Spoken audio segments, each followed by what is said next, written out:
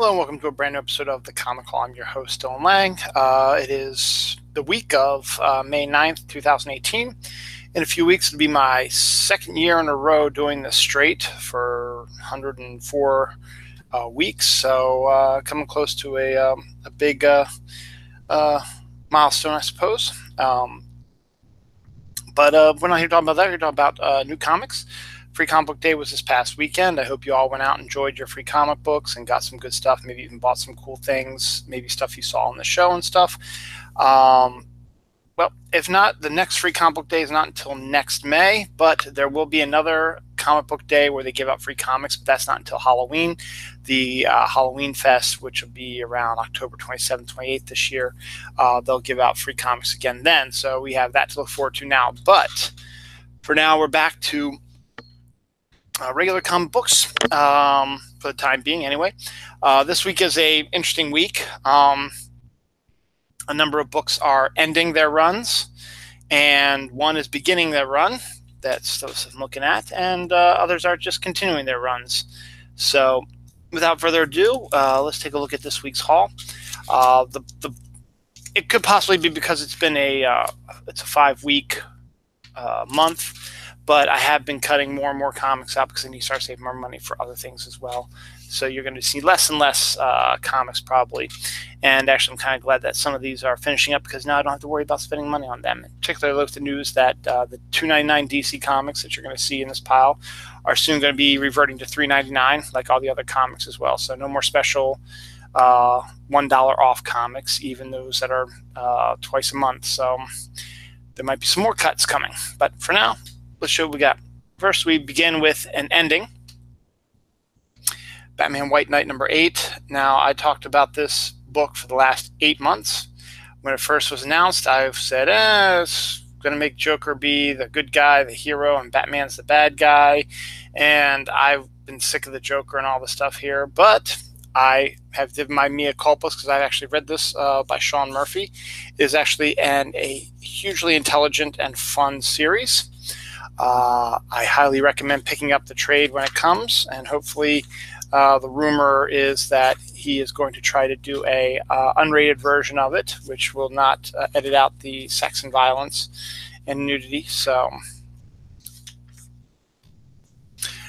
interesting stuff here. But it was a good story, all in all, and really nice artwork from Sean Murphy as well. So a good series, and very much liked it.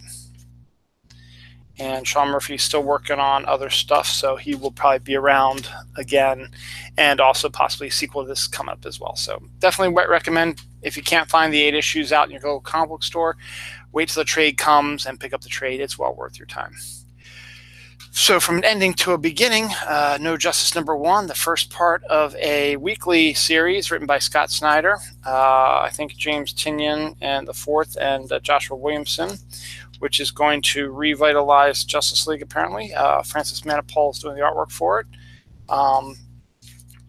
It is a storyline that Scott Snyder said he's been working on towards for years, and now he's got a chance to do it and to keep an eye out for what's coming. So it's definitely, a unique story. It's coming out of Metal as well, and if you got the 25-cent book that I showed last week, you saw the first little bit about it, and you learned much about the upcoming bad guys, which are these guys right here, which are going to be really hard for them. So we'll see. I'll read this and let you know. Snyder's been hit or miss for me lately, particularly a lot of misses lately. So we'll see. I just love this cover, and the series is excellent too. Red Hood and the Outlaws number 22. It's almost like a Brian Bolland cover. I know it isn't, but it's gorgeous. It's written by Scott Lobdell with art by Soy, I forget his first name, Dexter Soy, and Allison Borges.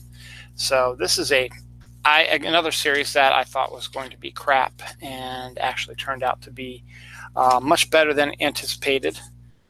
So I will give them that as well. So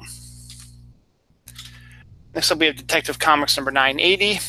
This is going to be one of the ones that's going to be reverting to $3.99 soon.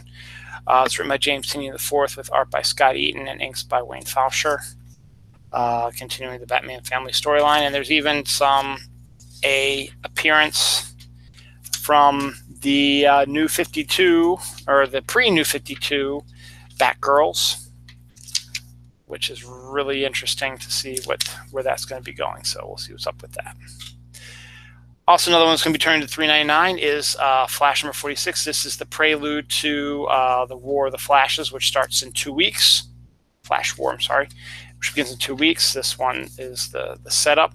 It's written by Joshua Williamson with art by Scott Collins.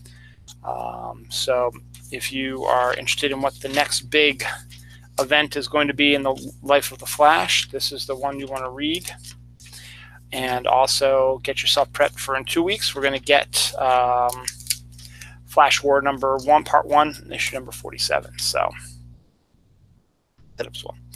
Again, another one that's going to be written to $3.99, Hal Jordan, the Green Lantern Corps number 44 with the Return of the Dark Stars. It's written by Robert Venditti with art by Brendan Peterson. And I like the Return of the Dark Stars, and an interesting take on the Green Lantern Corps. I like it. So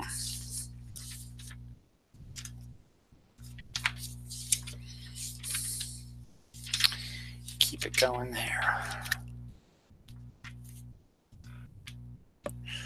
Next up, we have Immortal Men number 2, which I think is also going to be reverted to $3.99. This is probably going to be maybe the last issue I get for this. This is one of the ones that spun out of Metal, where Jim Lee was supposed to do the artwork, but hey, guess what? Ryan Benjamin's doing the artwork for it, and James Tierney IV is the storyteller. Anchor is Richard Friend. I've got to save money, and to be honest, this really doesn't interest me all that much, so this might be my last issue I get. But hey, you know what? This is just me talking. If it looks good to you, and it looks interesting, and who knows, maybe if I sit down and I actually read it and I like it, maybe I'll keep up with it. But to be honest, I'm not sure how big of a, because I do have to start cutting back, and this is probably one of those you're going to be seeing a lot less of the Dark Knight Metal spin-off books. Like this one also, Sideways number 4. This might be my last issue of this one as well. Again, nothing that's jumped out at me and that I really want to keep reading on. It's written by Dan Didio and Justin Jordan with art by Kenneth Rockford. So again, that's just me. If it's probably very good for people who are just getting into the comic book world and want to get some new and different things, and characters that might not have a lot of history. This might be really good ones to start with. So again, we'll see. Again, might read that. And that's it for DC. Marvel. I've been wanting to cut back on my Marvels, but then you come out and have a great book like this, Domino number 2, written by Gail Simone, with art by David Baldion. The first issue was amazing, and my wife read it also, and she enjoyed it immensely as well. And it's Gail Simone writing everybody, and particularly Domino. And Domino's an interesting character with her luck powers. So, and definitely Greg Land covers help out a lot as well. So, good on that. And also books like Exiles. Exiles number 3 is out this week. Written by Saladin Ahmed with art by Javier Rodriguez and Alvaro Lopez. Just a great premise. It has been a great premise for decades, and now we have a new series of it, and it looks good. So definitely worthwhile, and it's a really good cover too. Peter Parker, Spectacular Spider-Man number 304, written by Chip Zdarsky with art by Adam Kubert. This is the next big storyline called No More, and continues with the storyline with Peter and his sister, and bringing back kind of an old school Spider-Man feel to things. So we'll see. Your Deadpool number 2. I got the first issue. This is a weekly series. It's only going to be 4 issues, I think, but this is your Choose Your Own Adventure style book, which I think was a great idea. Written by Al Ewing with art by Paco Diaz, where you go and you do Choose Your Own Adventure things. So even though I'm not the biggest Deadpool fan, the idea itself is a really good one. So I might pick these all up this week. From the Star Wars end of things, Darth Vader number 16, written by Charles Soule with art by Giuseppe Camuncoli and inks by Danielle Orlandini. The artwork is stunning, as always, with a Darth Vader book, and Charles Soule's been doing a pretty good job with his stories as well. If you're a Star Wars fanatic or fan, I would highly recommend this.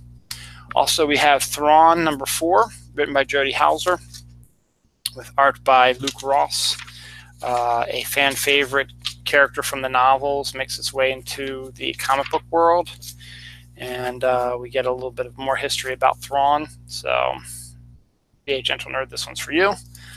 And that's it for Marvel. And independents are all, for once, are all one comic company. I have stopped getting, I'm going to stop getting Barbarella and Deja Thoris, because even though they're hot chicks, I just, I need to start cutting back, and I just haven't read the books. So I need to keep reading up on that. But from Aftershock, we have Betrothed #3, written by Sean Lewis with art by Steve Uwe. Interesting premise with, a high school girl and a high school boy who despise each other, discover that they are actually aliens from warring planets who are supposed to be betrothed to each other, so that there's peace in the galaxy, but they hate each other's guts. So interesting take on that one. This was the last issue of the new Rough Riders miniseries, Ride or Die, written by Adam Glass with art by Patrick Olaf. Again, this is the American version of the League of Extraordinary Gentlemen, so I keep getting it. After this, though, if they have another miniseries, I don't know if I'm going to get it or not. We'll see. But history has always been a huge thing for me, and that's alternate history. And finally, the final issue of, for now, of Backways is there, #5. With art by, written by Justin Jordan, with art by Eleonora Carlini. So again, one of these that I probably may not pick up if the second series comes out, but we'll see. But again, this is just my opinion. I picked them up now. I hopefully will read them sometime, and maybe I'll like them and come back to them. But in the end, I got to start really cutting down a lot, because I just have way too many. And I forgot to get a box again, because my box that has my comics in it is starting to break, and it's going to fall over the place soon. So that's it for this week's Comic Haul. Short one, just because it is a short week. And again, these are not all the comics at all that have come out. I also got Squirrel Girl, the newest Squirrel Girl with a new artist on it. But my daughter wanted to read it right away, so she read it, and she loved it. And then she put it by her open window. And unbeknownst to us, the next day, a huge thunderstorm came, soaked the cover. So she has it in her room right now. So I did get that as well. But there are a bunch of comic books that haven't come out yet, or that have come out that I did not buy, because I'm not buying everything. So just go to your local comic book store, peruse the shelves. Hey, if you went there for Free Comic Book Day, why don't you check it out again this week and see what's going on? And hey, make your presence felt and say, hey, I really appreciate what you did for Free Comic Book Day. I'm going to check out this place from now on, and maybe pick up some more stuff. Maybe you saw something you liked and you just didn't have the money with you that week, but now you do, and you're like, okay, let me go see what else we got. So definitely go check it out. That's it for this week. Next week, we'll bring you more comics. And until then, have a good night.